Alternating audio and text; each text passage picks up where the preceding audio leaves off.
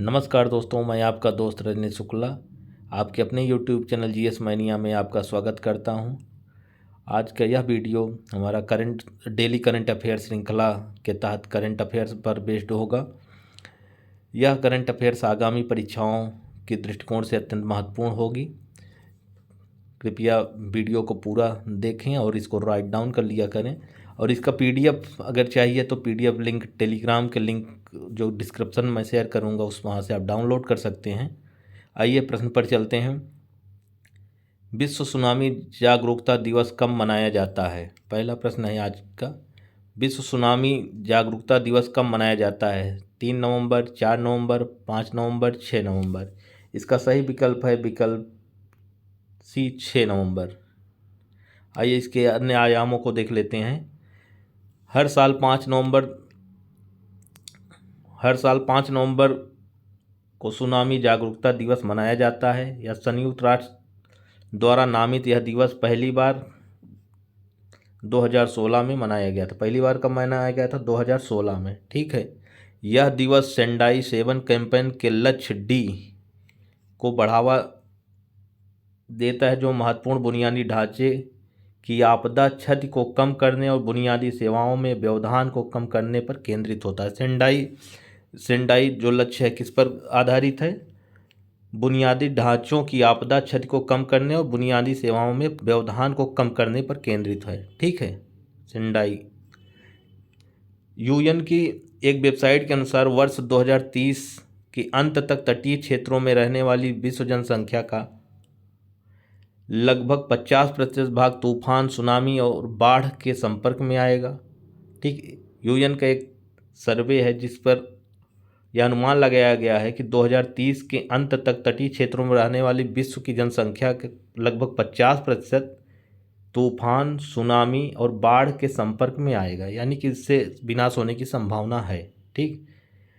Next point, आपदा जोखिम को कम करने के लिए पहला व्यापक समझौता दिसंबर 2004 में हिंद महासागर सुनामी के बाद किया गया था। ठीक है। यह एक 3 हफ्ते बाद अंतर्राष्ट्रीय समुदाय कोबे जो जापान के एक शहर है में एक साथ आए और कार्रवाई के लिए 10 वर्षीय ह्योगो फ्रेमवर्क को बनाया। कौन सा फ्रेमवर्क? Hyogo framework. ठीक है, ह्योगो फ्रेमवर्क। ये कहाँ पर समझौता हुआ था? कोबे, जापान में। ठीक है। सुनामी शब्द की उत्पत्ति कैसे हुई है? यह एक जापानी शब्द है। सु मतलब बंदरगाह, नामी मतलब लहर से बना हुआ है। ठीक। नेक्स्ट चलते हैं। 3 से 5 नवंबर 2022 को किस राज्य में राइजिंग सन वाटर फेस्ट 2024 का आयोजन किया गया? मेघालय, असम, सिक्किम, उड़ीसा। इसका सही विकल्प है विकल्प ए, मेघालय। ठीक। आइए इसके अन्य आयामों को देखते हैं। राइजिंग सन वाटर फेस्ट का आयोजन भारतीय सेना के पूर्वी कमान द्वारा असम और मेघालय की सरकारों के सहयोग से किया गया था। इसका आयोजन किन सहयोग से किया गया था? भारतीय सेना के पूर्वी कमान, असम और मेघालय की सरकारों के सहयोग से। ठीक है। कोनराड संगमा ने किया था। इसका उद्घाटन किन्होंने किया था? कोनराड संगमा ने। ठीक है। और समापन समारोह 5 नवंबर को समापन समारोह में असम के मुख्यमंत्री हेमंत बिस्वा शर्मा और सेना के पूर्वी कमान लेफ्टिनेंट जनरल RP कलिता मुख्य अतिथि थे। ठीक। समापन समारोह के मुख्य अतिथि कौन थे? हेमंता बिस्वा शर्मा और सेना कमांडर पूर्वी कमान लेफ्टिनेंट जनरल RP कलिता। ठीक। इसका आयोजन और समापन मेघालय के उमियम झील, कहाँ पर? उमियम झील पर। कहाँ पर स्थित है? मेघालय में। ठीक, किया गया। नेक्स्ट, इसका उद्देश्य क्या है? इसका उद्देश्य था पूर्वोत्तर में पर्यटन को बढ़ावा देना। इसका मुख्य उद्देश्य था पूर्वोत्तर में पर्यटन को बढ़ावा देना। ठीक है। नेक्स्ट क्वेश्चन, 5 नवंबर 2022 को किसे अंतर्राष्ट्रीय हॉकी महासंघ के नए अध्यक्ष के रूप में चुना गया? नरिंदर बत्रा, राजीव खन्ना, मार्क कार्डरॉन, मोहम्मद तैयब इकराम। इसका सही विकल्प है विकल्प डी, मोहम्मद तैयब इकराम। ठीक, मोहम्मद तैयब इकराम पाकिस्तान के हैं। ठीक, ये किसका स्थान लेंगे? नरिंदर बत्रा, जो भारत के हैं। नरिंदर बत्रा इसके पहले फेडरेशन इंटरनेशनल हॉकी के जो थे अध्यक्ष थे। इनका स्थान ले रहे हैं मोहम्मद तैयब। मोहम्मद तैयब इसके पूर्व क्या थे? एशियाई हॉकी महासंघ के सीईओ थे। ठीक है, नेक्स्ट 5 नवंबर 2022 को किसने पहली बार सैयद मुश्ताक अली ट्रॉफी 2022 जीती? ठीक, मुंबई, गुजरात, तमिलनाडु, हिमाचल प्रदेश। इसका सही विकल्प है विकल्प ए, मुंबई। ठीक, नेक्स्ट 8 से 18 नवंबर 2022 तक 26वां मालाबार युद्धाभ्यास 2022 किस देश में आयोजित किया जाएगा? Bharat, Japan, America, Australia. इसका सही विकल्प है विकल्प बी, जापान। ठीक है, आइए जानते हैं मालाबार अभ्यास क्या है। मालाबार अभ्यास एक बहुपक्षीय नौसैनिक युद्धाभ्यास है। इसकी शुरुआत 1992 में शुरू हुआ था। एक शुरुआत हुई थी जब तो भारत और संयुक्त राज्य अमेरिका के मध्य इसकी शुरुआत हुई थी। ठीक है, फिर 2015 में जापान इसमें शामिल हुआ, जो एक त्रिपक्षीय नौसैनिक अभ्यास बन गया। 2020 में ऑस्ट्रेलियाई नौसेना मालाबार अभ्यास में शामिल हो गई, जिससे यह चतुर्भुज नौसैनिक यानी क्वाड नेवल एक्सरसाइज बन गई। ठीक है, इससे पहले ऑस्ट्रेलिया 2007 में भी इसमें शामिल हुआ था। ठीक, अब इसमें कितने सदस्य हैं? भारत, संयुक्त राज्य अमेरिका, जापान और ऑस्ट्रेलिया। ठीक, इसका लक्ष्य क्या है? एक स्वतंत्र, खुले और समावेशी इंडो पैसिफिक के लिए समन्वय करना है। ठीक, इसका लक्ष्य यही है। नेक्स्ट, और हाँ, एक और महत्वपूर्ण फैक्ट है इससे रिलेटेड। इस बार मालाबार नौसैनिक युद्धाभ्यास में भारतीय नौसेना के 2 युद्धपोत शामिल हुए हैं, INS शिवालिक, INS कोमोर्टा। ठीक, हाल ही में किसे वर्ष 2022 के लिए एजुथाचन पुरस्कार से सम्मानित किया गया है? ए, सेतु माधवन, कोट्टायम पुष्पनाथ, पी वालसाला, TP सजीवन। इसका सही विकल्प है ए सेतु माधवन। ठीक है, यह पुरस्कार यह प्रसिद्ध मलयालम उपन्यासकार हैं जिनको सेतु या सेतु माधवन के नाम से भी जाना जाता है। वर्ष 2022 के लिए प्रतिष्ठित एजुथाचन पुरस्कार इनको प्रदान किया गया है। ठीक, एजुथाचन पुरस्कार है क्या? यह केरल साहित्य अकादमी का सर्वोच्च साहित्यिक सम्मान है। ठीक, केरल साहित्य अकादमी का सर्वोच्च साहित्यिक सम्मान है और साहित्य में आजीवन योगदान के लिए दिया जाता है। ठीक, इस जिनके नाम पर रखा गया है, ये 16वीं सदी के भक्ति कवि थुनचत्थु रामानुजन एजुथाचन, क्या नाम था? नाम भी बड़ा अजीब है, थुनचत्थु रामानुजन एजुथाचन।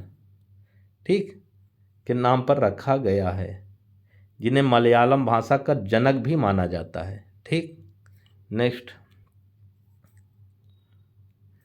4 से 6 नवंबर 2022 तक urban mobility India conference and expo का 15वां संस्करण कहाँ आयोजित किया गया? कोच्चि, जयपुर, नई दिल्ली, हैदराबाद। ठीक, इसका सही विकल्प है विकल्प ए कोच्चि। ठीक, केंद्रीय आवास और शहरी मामलों के मंत्री हरदीप सिंह पुरी, केरल के मुख्यमंत्री कौन? हरदीप सिंह पुरी और केरल के मुख्यमंत्री पिनराई विजयन के संयुक्त रूप से 15वें अर्बन मोबिलिटी इंडिया सम्मेलन एक्सपो 2022 का उद्घाटन केरल के कोच्चि में किया गया। ठीक, और यह सम्मेलन जो है, यह सम्मेलन शहरों में कुशल उच्च गुणवत्ता, टिकाऊ परिवहन प्रणाली, स्वदेशी डिजाइन और कार्यान्वयन पर जोर देता है। ठीक, इसका विषय क्या है, विषय क्या थी इस 15वें शहरी गतिशीलता सम्मेलन का? आज़ादी एट 75, सतत आत्मनिर्भर शहरी गतिशीलता के विषय पर आयोजित किया जा रहा है। ठीक, इसका उद्देश्य क्या है, उद्देश्य भी जान लेना चाहिए। उद्देश्य इसका है समाज के सभी वर्गों, महिलाओं, बच्चों, बुजुर्गों के लिए सस्ती, अस्थायी, सुलभ परिवहन की सुविधा मुहैया कराना। ठीक, इसका उद्देश्य है। नेक्स्ट चलते हैं। हाल ही में किस देश में दुनिया की सबसे लंबी यात्री ट्रेन का रिकॉर्ड बनाया है?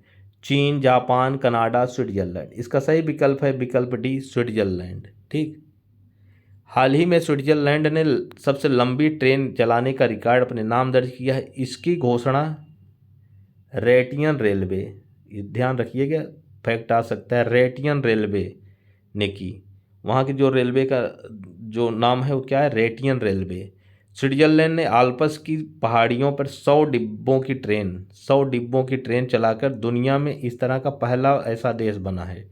ठीक, कितने डिब्बे थे? 100 डिब्बे। ठीक, यह ट्रेन लगभग 2 किलोमीटर, इसकी लंबाई लगभग 2 किलोमीटर लंबी है। ठीक, रेटियन रेलवे ने स्विट्जरलैंड के प्रसिद्ध रेलवे सिस्टम की 175वीं वर्षगांठ पर दुनिया की सबसे लंबी ट्रेन चलाने का कारनामा किया। कौन सी वर्षगांठ थी इसकी? 175वीं। ठीक, 175th। नेक्स्ट, हाल ही में चर्चा में रहा रिसट-2 उपग्रह किस देश से संबंधित है? अमेरिका, जापान, भारत, रूस। इसका सही विकल्प है विकल्प सी, रूस और भारत, भारत। ये क्या था रिसट उपग्रह? यह हर मौसम में काम करने वाला रेडार इमेजिंग निगरानी उपग्रह था, मतलब एक जासूसी उपग्रह था। ठीक है, रिसैट-2B सैटेलाइट का इस्तेमाल किसी भी तरह के मौसम में टोही गतिविधियों में, रणनीतिक निगरानियों में और आपदा प्रबंधन में आसानी से किया जा सकता है। ठीक,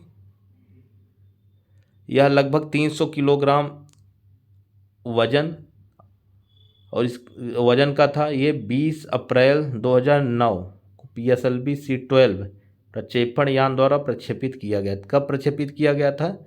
2009 में। ठीक, इसे आई इन द स्काई के नाम से भी जाना जाता है। इसका सबसे महत्वपूर्ण योगदान है, यह सर्जिकल स्ट्राइक की योजना बनाने में बहुत सफल योगदान दिया था।